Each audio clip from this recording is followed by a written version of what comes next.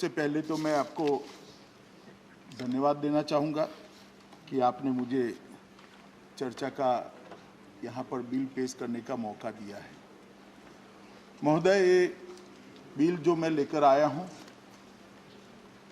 ये राजधानी दिल्ली के तीनों नगर निगमों को एकीकरण के उद्देश्य से लाया गया बिल है। मान्यवर, दिल्ली का कुल क्षेत्र लगभग 1484 वर्ग किलोमीटर है।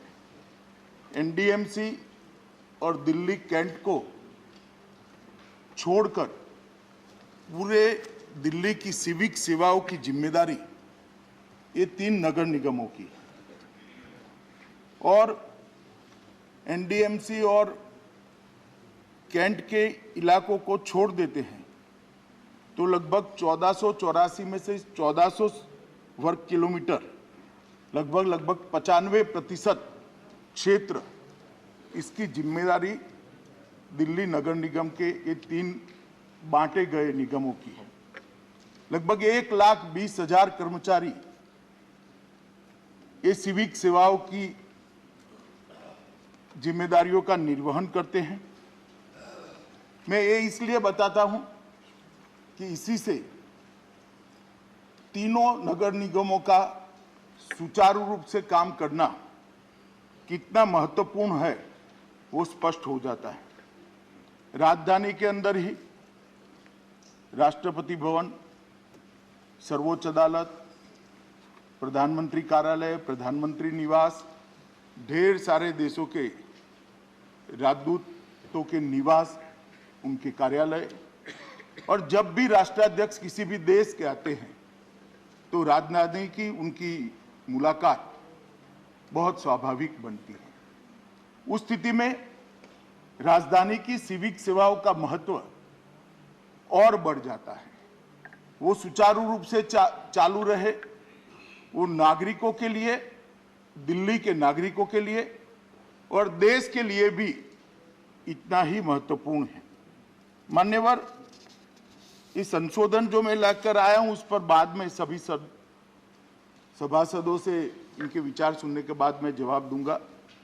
उसके पहले मैं इसका एक इतिहास बताना चाहता हूं। मान्यवर, 1883 से पंजाब डिस्ट्रिक्ट बोर्ड एक्ट के तहत ये नगर निगम काम करता था।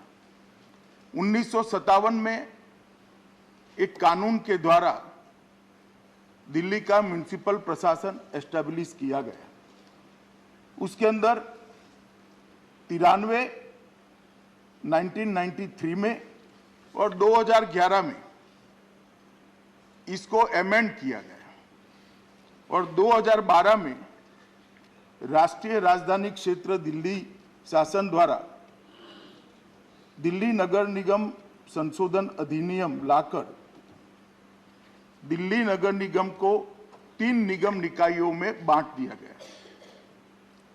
उत्तरी दिल्ली नगर निगम, दक्षिणी दिल्ली नगर निगम और पूर्वी दिल्ली नगर निगम। और बांटने के कारण को भी मैंने गृह मंत्रालय में बहुत खंगाला है, मगर किसी भी फाइल पर कोई कारण उपलब्ध नहीं हुआ। एक प्रकार से आनंद फानन में बिल लाया गया। किस उद्देश्य से लाया गया वो तो जो लाए हैं वो ही बता सकते हैं, परंतु रिकॉर्ड पर इसके कोई उद्देश्य उपलब्ध नहीं है। मान्यवर 10 साल हो गए। जो अनुभव आया है ये अलग प्रकार का है।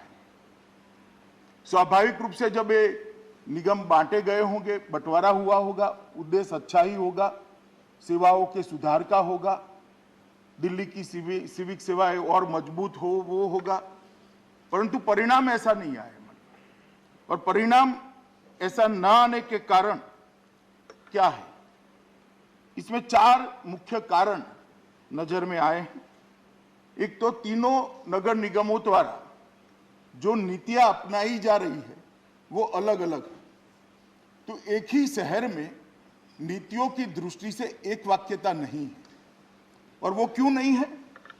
क्योंकि तीनों नगर निगमों को जब बांटा गया तब उसके वित्तीय संसाधन और दायित्व का ठीक से आकलन नहीं किया गया। मैं सभी रिकॉर्ड देखकर जिम्मेदारी के साथ इस सदन को बता सकता हूं कि नगर निगम तो वित्तीय रूप से सस्टेन ही नहीं हो सकते। इस प्रकार से उसका बंटवारा किया गया। अब जब वित्तीय रूप से सस्टेन नहीं हो सकते हैं, वो अपना काम नहीं कर सकते हैं, तो उनको टैक्स को रिस्ट्रक्चर करना पड़ेगा, नीतियों में भी बदलाव लाना पड़ेगा, क्योंकि अपने आप को रोज चलाना है। तो एक ही शहर में अलग अलग प्रकार के नीति नियमों से तीनों निगम चलते हैं। कार्मिकों की सेवा की स्थितियों में भी असमानता है। इसके कारण बहुत गहरा असंतोष तीनों निगम के कार्मिकों के बीच में है। और मैं कहना चाहूंगा मान्यवर कि ये अच्छी स्थिति नहीं है।